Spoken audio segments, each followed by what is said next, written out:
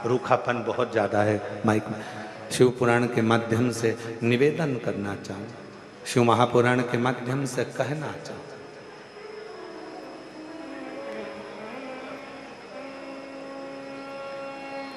कभी कोई परिक्रमा, कभी भी कोई परिक्रमा खाली हाथ कभी मत करो, कभी। तुलसी जी की परिक्रमा कर रहे हो, हाथ में भले जल का पात्र रख लो। किसी वृक्ष की परिक्रमा कर रहे हो, अपने हाथ में कोई दाना रख लो।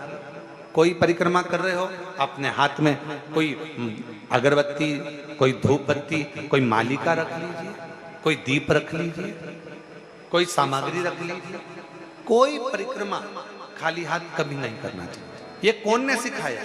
ये सिखाया स्कंद पुराण ने, ये सिखाया शिव महापुराण ने, ये सिखाया हमें लिंग पुराण ने कि भगवान की परिक्रमा करते समय अपने हाथ को भरा हुआ होना चाहिए। भरती क्या थी माताएं? अपने हाथ में गेहूं का दाना रख लेती थी, घूमती एक दाना चढ़ा देती, फिर घूमती और एक दाना फिर चढ़ा देती, फिर घूमती फिर एक दाना चढ़ा लेती। क्यों?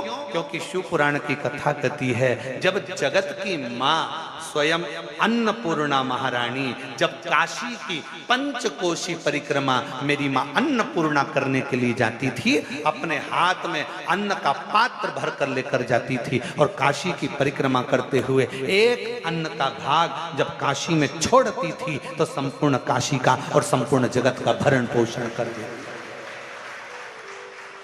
संपूर्ण काशी का, संपूर्ण जगत का भरण पोषण मेरी मां कर देती।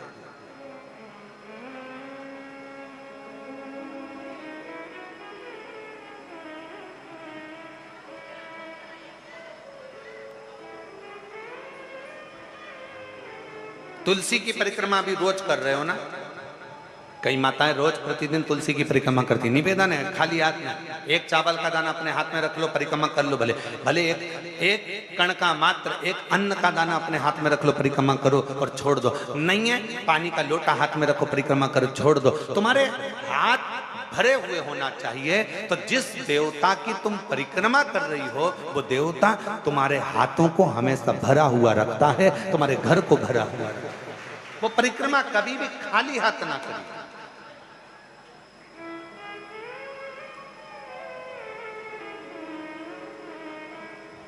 और यदि हाथ में कोई अन्न का दाना नहीं है, कोई सामग्री नहीं है, कोई पदार्थ तुम्हारे हाथ में नहीं है, तो हाथ में तुलसी या रुद्राक्ष की माला रख लो, गौमुखी रख लो और परिक्रमा करते समय वो हाथों से भर कर रख लो।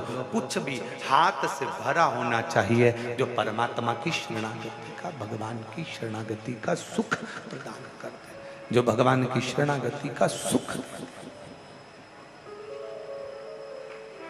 भगवान की शरणागति के सुख को प्रदान कर,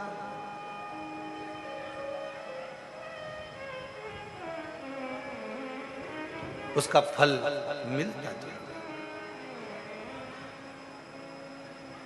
शिव की शरणागति में पहुंचो। बुआ ने कहा अपने भतीजों से, मंत्र जपने के लिए जब बैठना, मंत्र जपने के लिए जब बैठना, उस समय पर तुम्हारी चित्त वृत्ति में शिव समाहित हो।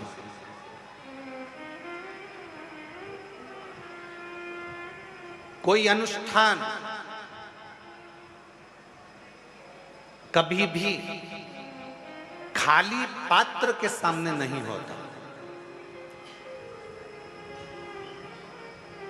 घर में पंडित जी सत्यनारायण की कथा करने आते हैं तो सबसे पहले सत्यनारायण की कथा में सबसे ज्यादा जरूरी क्या है? तो कहा एक भरा हुआ कलश जिस पे नारियल रखा है, आम के पत्ते रखे हैं। बृहस्पतिवार का उद्यापन कर रहे हो तो उसमें जरूरी क्या है? एक कलश जिसमें जल भरा है, नारियल रखा है।